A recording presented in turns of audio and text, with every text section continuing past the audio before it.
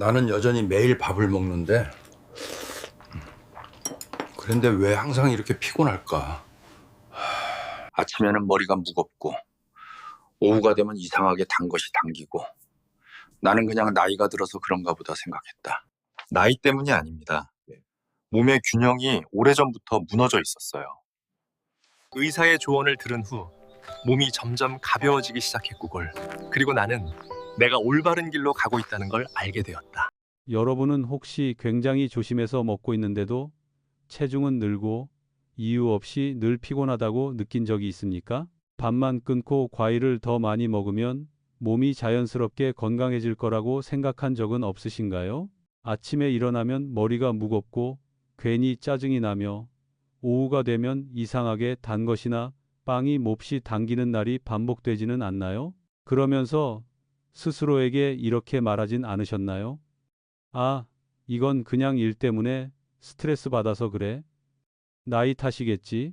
만약 이런 생각을 하고 계시다면 어쩌면 여러분의 몸은 이미 오래전부터 구조 신호를 보내고 있었는지도 모릅니다.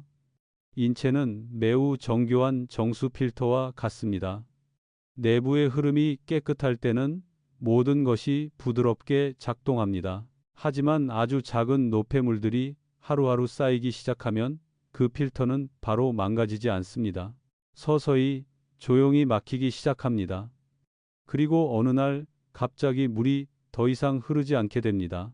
많은 사람들이 엔진이 이미 과열된 뒤에야, 강이 거의 말라버린 뒤에야, 혈관이 회복할 수 없을 정도로 손상된 뒤에야 문제를 깨닫습니다. 그때 치러야 할 대가는 더 이상 피로감이나 체중 증가 정도가 아니라 당뇨병, 뇌졸중 혹은 평생을 따라다니는 합병증일 수 있습니다. 하지만 다행스러운 소식도 있습니다. 여러분의 몸은 생각보다 훨씬 강합니다. 문제의 본질을 제대로 이해하고 아주 사소해 보이는 몇 가지 습관만 조정해도 충분히 스스로를 지킬 수 있습니다. 약부터 시작할 필요도 없고 극단적인 식이요법을 할 필요도 없습니다. 이 이야기를 끝까지 듣기만 해도 몸이 다시 균형을 찾도록 돕는 안전하고 지속 가능한 방법을 알게 될 것입니다. 만약 제가 방금 말씀드린 내용이 지금의 여러분 상태와 너무 닮아 있다고 느껴진다면 채널을 구독하고 팔로우해 주시기 바랍니다. 건강에 꼭 필요한 이야기들을 놓치지 않기 위해서입니다. 그리고 더 자세한 내용이나 자료를 받고 싶은 분들은 댓글에 숫자 1을 남겨주시기 바랍니다. 저는 유호진입니다. 저는 30년 이상 임상 경험을 가진 전문의이며 현재 대학병원에서 근무하고 있습니다. 한국에서 30년이 넘는 시간 동안 진료를 하면서 저는 수없이 많은 환자들에게서 똑같은 질문을 들어왔습니다. 교수님, 도대체 뭘 먹어야 제대로 먹는 건가요?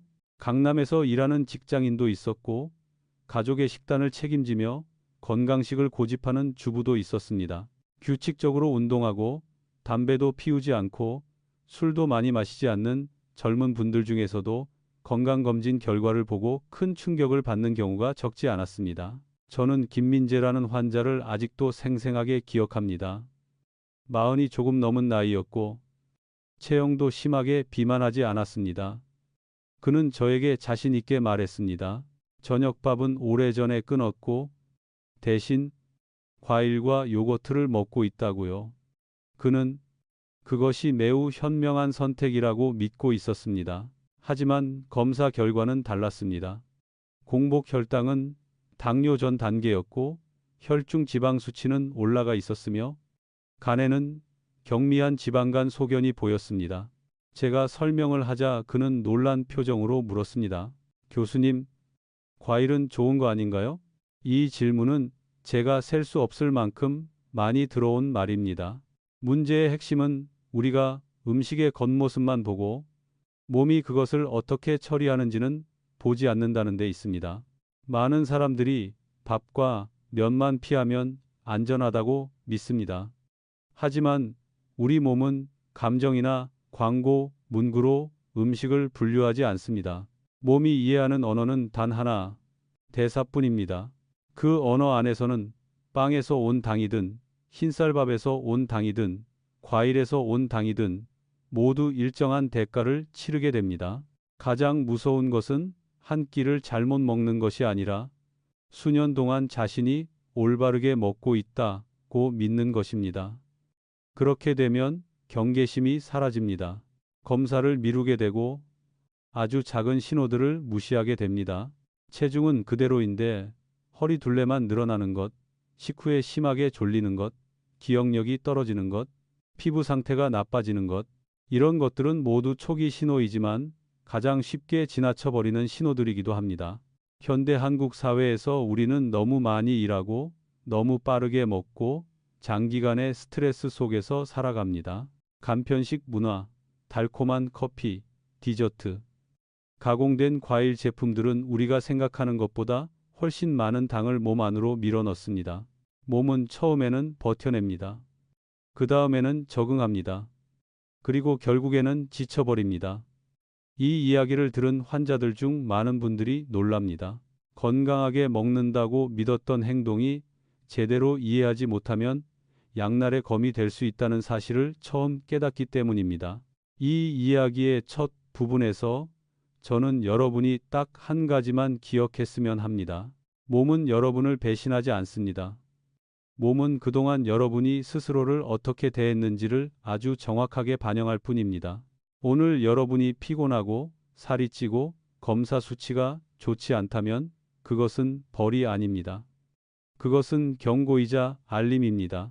이어지는 이야기에서는 왜 어떤 종류의 당이 몸을 더 빠르게 손상시키는지, 왜 과일이 우리가 생각하는 만큼 무죄하지 않은지, 그리고 왜 적게 먹는 것이 아니라 먹는 방식을 바꾸는 것만으로도 큰 차이가 생기는지를 말씀드리겠습니다. 더 나아가 아직 되돌릴 수 있는 시기에 혈관과 뇌, 그리고 중요한 장기들을 어떻게 지킬 수 있는지도 함께 이야기하겠습니다. 지금 여기까지 듣고 계신다면 저는 여러분이 자신의 건강을 진지하게 생각하는 분이라고 믿습니다. 그리고 그것이 바로 가장 중요하고도 첫 번째 단계입니다.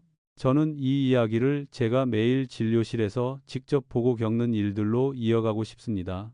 왜냐하면 의학 이론은 실제 사람들의 삶 속에서 어떻게 드러나는지를 보았을 때에만 진정한 의미를 갖기 때문입니다. 한국에서 제 환자들 중 상당수는 스스로를 아프다고 느껴서 병원을 찾지 않습니다. 그들은 정기 건강검진 결과가 마음에 걸려서 오거나 가까운 지인이 갑자기 입원하는 일을 겪고 나서야 병원을 찾습니다. 어느 가을 오후, 저는 박서연이라는 여성 환자를 만났습니다. 그녀는 30대 중반의 직장인이었고 체형은 슬림했으며 옷차림도 단정했습니다. 제 앞에 앉아 있는 동안 그녀는 계속해서 자신이 아주 건강하게 먹고 있다고 말했습니다. 아침에는 과일 스무디를 마시고 점심에는 닭가슴살을 곁들인 샐러드를 먹으며 저녁은 아주 가볍게 때로는 사과나 바나나 하나로 대신한다고 했습니다.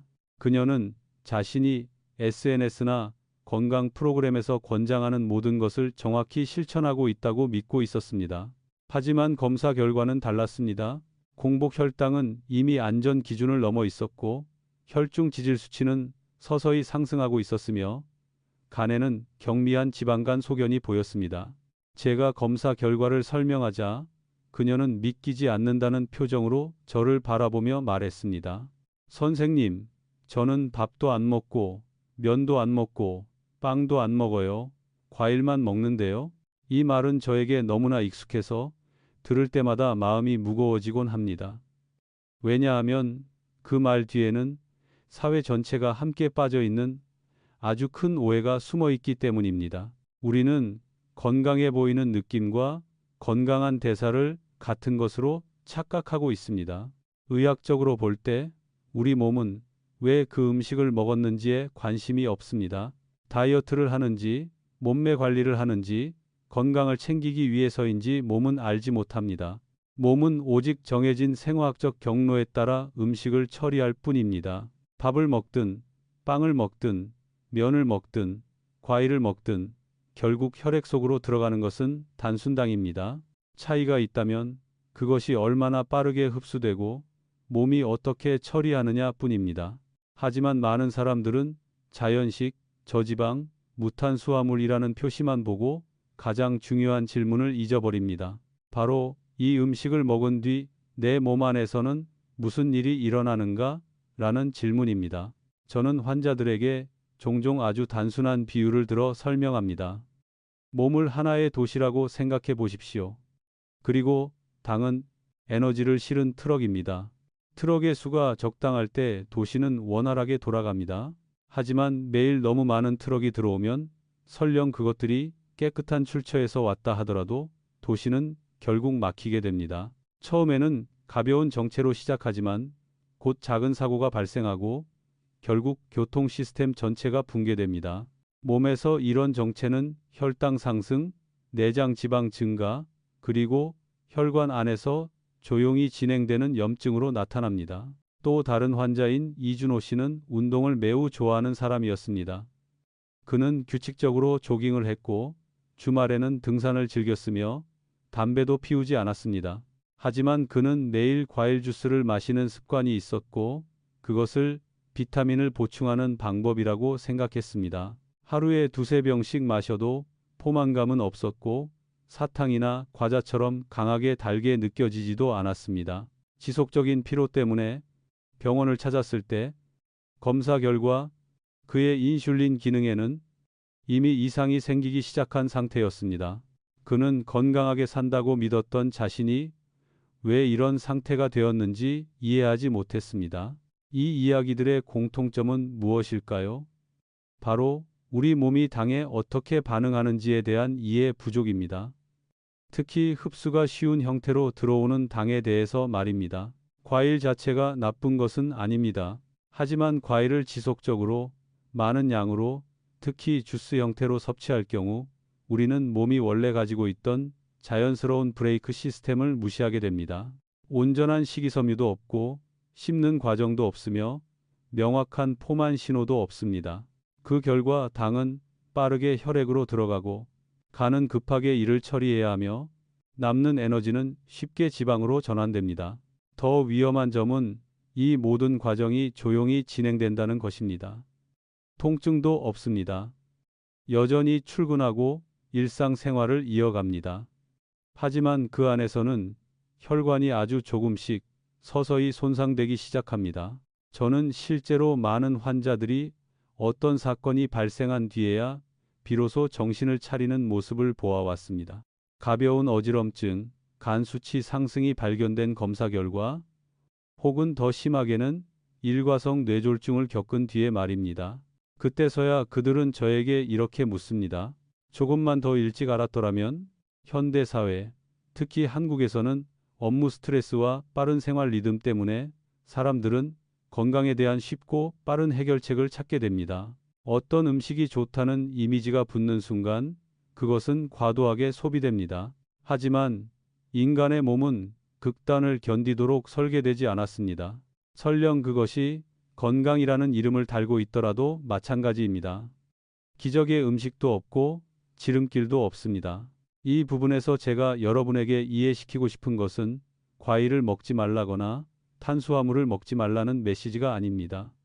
문제는 특정 음식 하나에 있지 않습니다.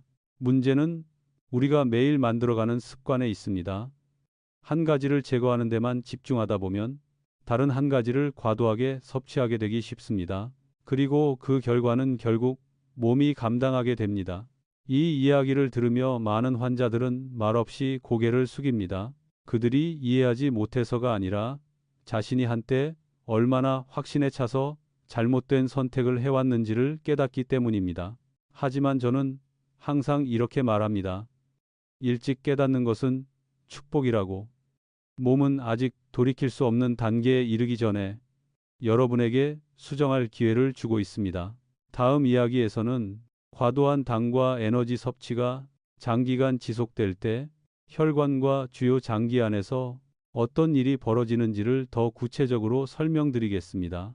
그 메커니즘을 이해하게 되면 여러분은 더 이상 인터넷의 단순한 조언에 휘둘리지 않게 될 것이고 자신의 몸에 정말로 맞는 선택을 할 수 있게 될 것입니다. 여기까지 이야기를 들으셨다면 아마 이런 질문이 떠오를 것입니다. 도대체 내 몸 안에서는 무슨 일이 벌어지고 있는 걸까? 왜 식습관을 조금 바꿨을 뿐인데 이렇게 많은 문제가 생기는 걸까? 이 질문에 답하기 위해 저는 여러분과 함께 교과서적인 의학 용어가 아닌 가장 일상적인 언어로 몸이 어떻게 작동하는지를 조금 더 깊이 들여다보고자 합니다. 인체는 매우 절약적으로 설계된 시스템입니다.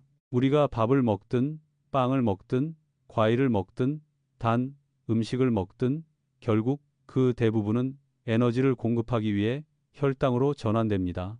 특히 뇌는 매우 까다로운 기관으로 거의 유일하게 선호하는 연료가 바로 포도당입니다.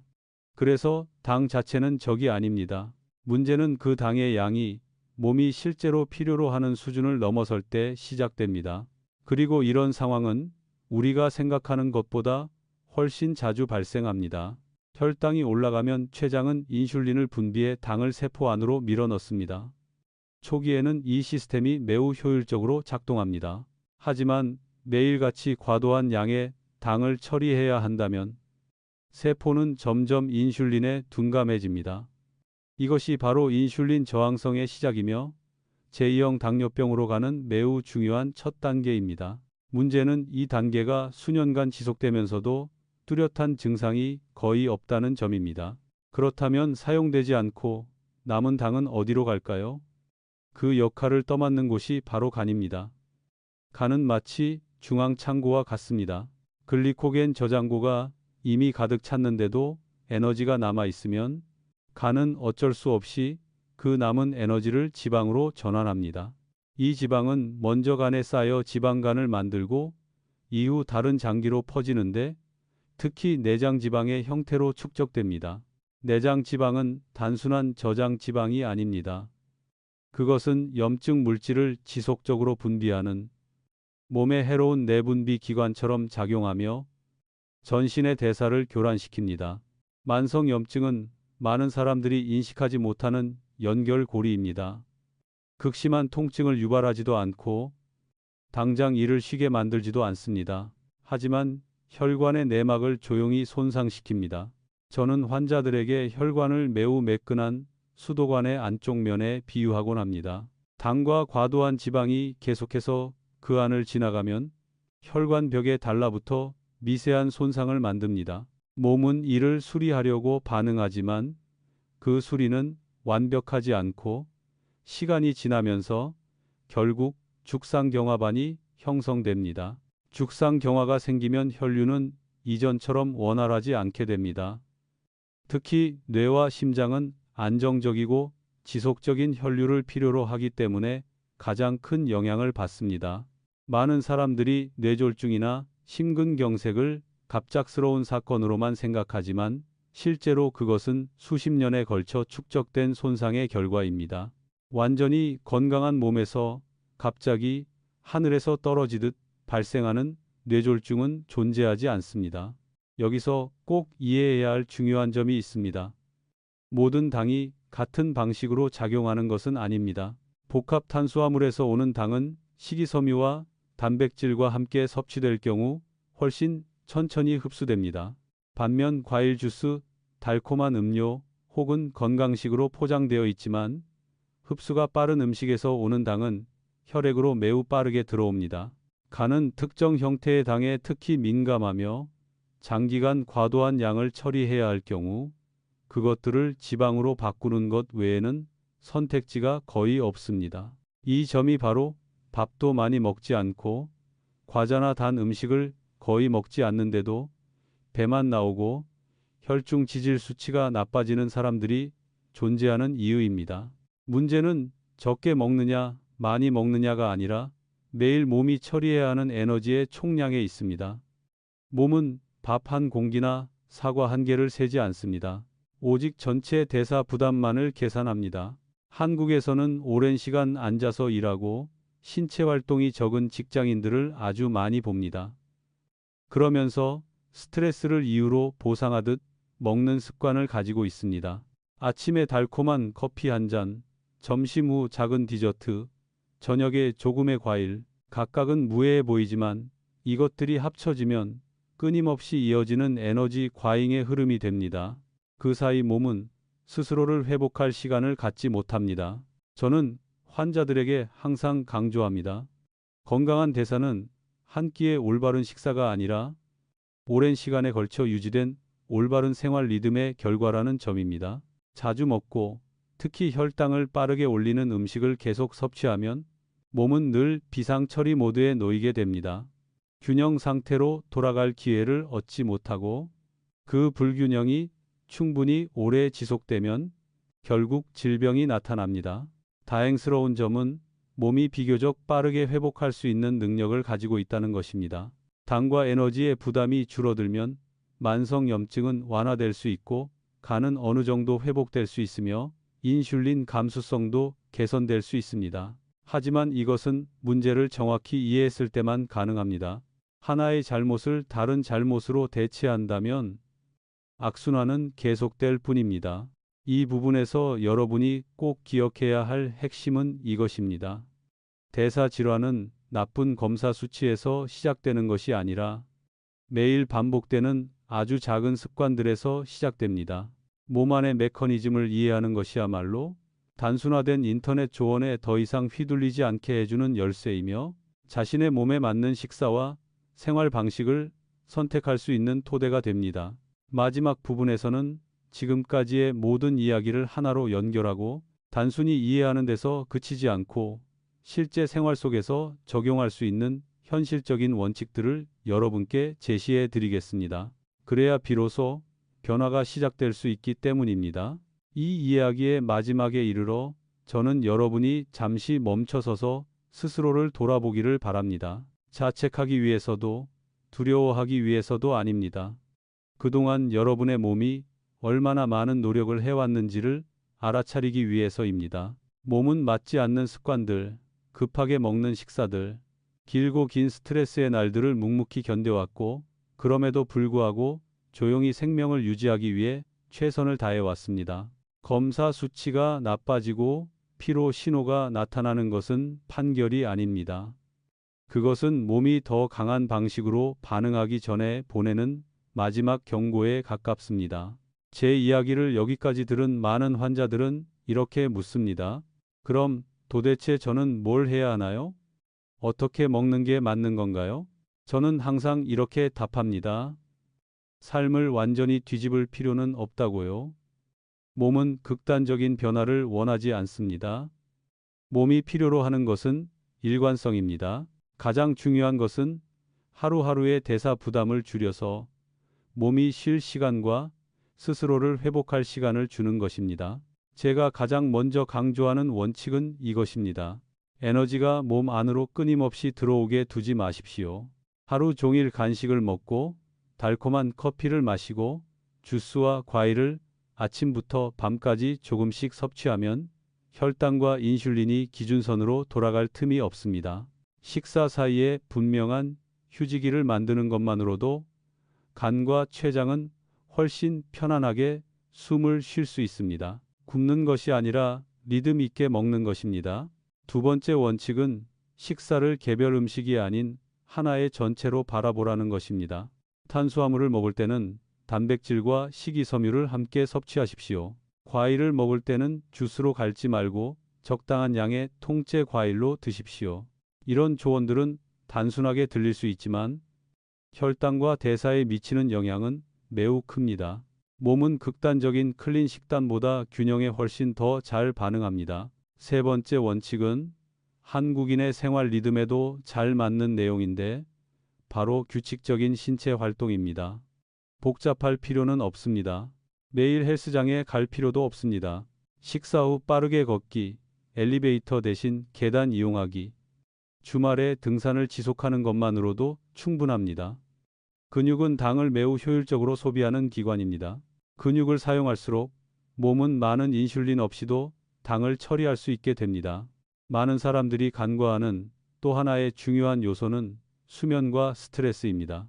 수면 부족과 만성적인 스트레스는 호르몬 균형을 무너뜨려 지방을 더 쉽게 저장하게 만들고 혈당 조절을 더욱 어렵게 합니다. 잠을 충분히 자지 못하고 늘 긴장 상태에 있는 삶을 어떤 식단도 보완해 줄 수는 없습니다.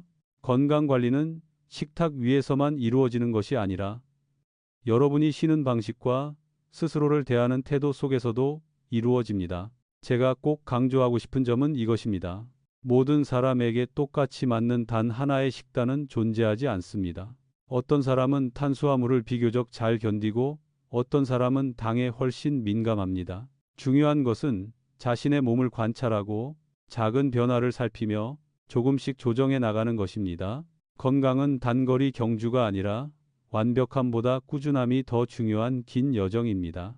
30년이 넘는 진료 생활 동안 제가 가장 안타깝게 느끼는 순간은 중증 질환을 만났을 때가 아니라 환자들이 이렇게 말할 때입니다. 조금만 더 일찍 알았더라면요.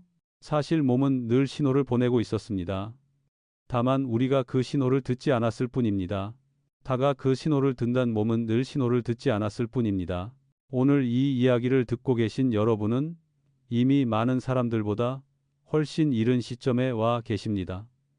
그리고 그것은 매우 큰 가치가 있습니다. 이 이야기가 끝난 뒤 여러분이 두려움을 안고 돌아가지 않기를 바랍니다. 대신 이해와 평온함을 가지고 돌아가시길 바랍니다. 당은 적이 아니라는 것, 문제는 오랜 시간 지속된 과잉이라는 것, 과일도 탄수화물도 지방도 올바르게 사용될 때는 각자의 자리가 있다는 것, 그리고 무엇보다도 기회를 준다면 여러분의 몸은 충분히 회복할 수 있는 능력을 가지고 있다는 것을 말입니다.